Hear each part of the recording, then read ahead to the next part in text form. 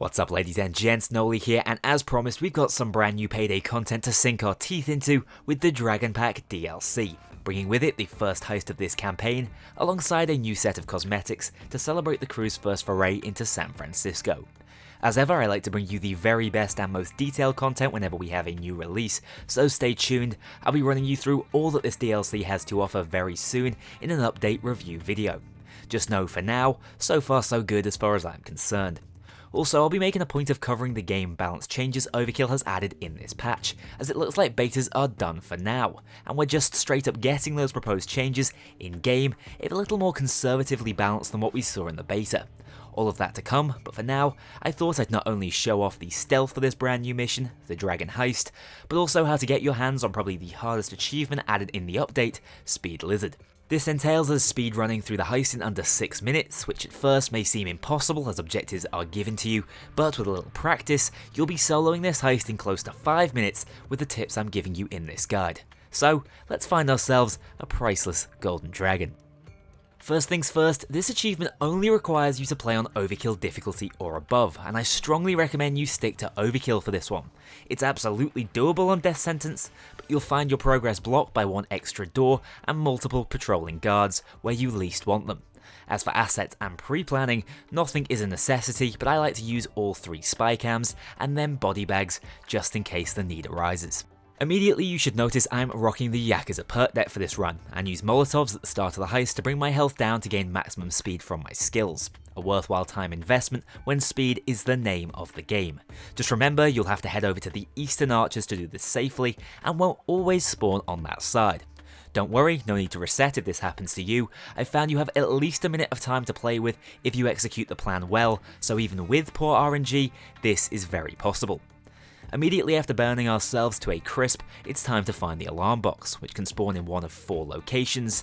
Ideally it will be one of the 2 towards the east, but if not you should be able to make up that lost time later on. Just melee when the prompt shows, and you can now enter the shop through the windows, again ideally on the eastern side of the shop. Quickly lockpick this door open and start looking through the lockers, assuming the keycard isn't in a drawer or jacket pocket.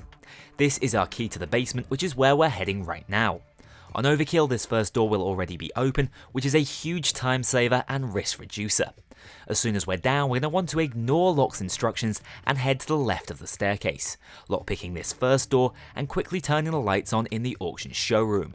Be careful here, a guard can patrol and spawn in this room from time to time.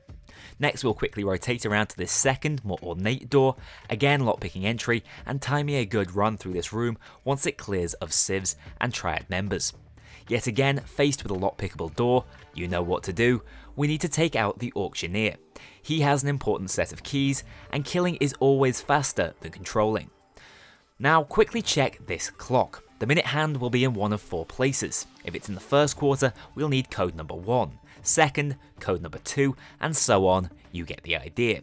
Now quickly interact with these 4 pieces of paper. They'll always spawn in these 4 locations, but the number they represent will vary, so pay attention. Here we need code 3, as the time is between 7:30 and 7:45. Finding it to memorize the code, which for me was 7201. Next, it's finally time to heed Lock. We need to find our vault. So head back to the basement staircase and interact with the lever next to the forklift. This will open the gate, but be warned, the nearby guard will pay attention to this and close it after a short while, so kill him or move quickly when you do this. Once in, we're looking for this solo triad member on the left side of the warehouse. He'll always spawn around here, so be aware of the cameras in his vicinity. These can be conveniently shot out on Overkill, which is another reason to follow this difficulty, but on higher difficulties, it may be worth taking the time to deal with the camera operator at this point before killing the mark. It can spawn immediately on the left or in the computer room. At this point, I dispatch our keycard holding friend and try to get into the vault as quickly as possible, as there will be an annoying 1-minute time lock for us to deal with once we do. Don't worry though, during this time there's plenty for us to be keeping busy with. I like to clear out the remaining couple of guards and triad members in this area, as this is the final danger zone and we have plenty of free pager answering time. Remember, only the security guards are carrying pages.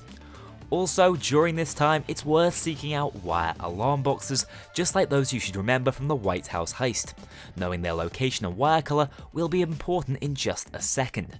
Spawn-wise, they don't vary very much, and you shouldn't have to waste much time searching for them, especially if you've cleared out this area already. At last, we're into the vault, and now we need to deal with the laser sensors, which, as you can imagine, is where we cut the corresponding wires which you should have already found. This will grant entry into the final section. I hope at some point before this you found a crowbar. One spawns in the auctioneer's room and another in the warehouse, so don't worry too much if you missed the earlier one. At this point though, there's still one last thing we need to do. Remember the keys we found earlier? This is where they are used. Unfortunately, this is total RNG. At worst, you're probably looking at about 10 seconds worth of trying different keys. Here you see me get it on the first attempt. Now, we'll be using the crowbar we found earlier to open those crates. As you can see, I get very lucky here as well and immediately found the dragon on my first attempt. But you don't need to panic if you don't. Just pause the explosives timers and move on. This is a lot faster than Suggestion Lock makes to seek out the crate number specifically. For some reason, he was really off his game on this heist. That out the way, it's simply a case of running the loot up to the van. I like to drop an ECM here to confirm my safe exit, but it isn't a necessity. Also, you can use speedrunning techniques like proccing second wind with an explosive weapon to maximize your speed here, but I don't really see the need unless you're going for a world record. Timing wise, you can easily finish with at least 30 seconds to spare.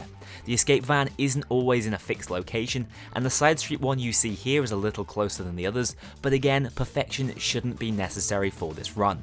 When I actually unlocked my achievement, the vehicle was on the eastern road, so it's still very much possible. And that should do it. Another achievement in the bag, and a very satisfying completion of what is a pretty cool, if slightly easy, stealth heist. I hope this guide is of assistance to you achievement hunters out there, especially solo players. Best of luck and enjoy the DLC. As I said, I'll be back with more update coverage in the coming days. I'm enjoying what I've played so far, but weapons will need a lot more testing before I can give a final conclusion on the rebalance. Thanks a lot for tuning in. I'll see you all very soon with more Payday content. As ever, thank you very much to my mean infamy patrons and above. If you want to join that infamous club to see yourself in the credits or get early exclusive access to my videos, including the story videos, check out my Patreon link below. Remember that Discord is open to all if you crave some more Payday discussion. Thank you very much for watching this video, and I'll see you all very soon for the next one.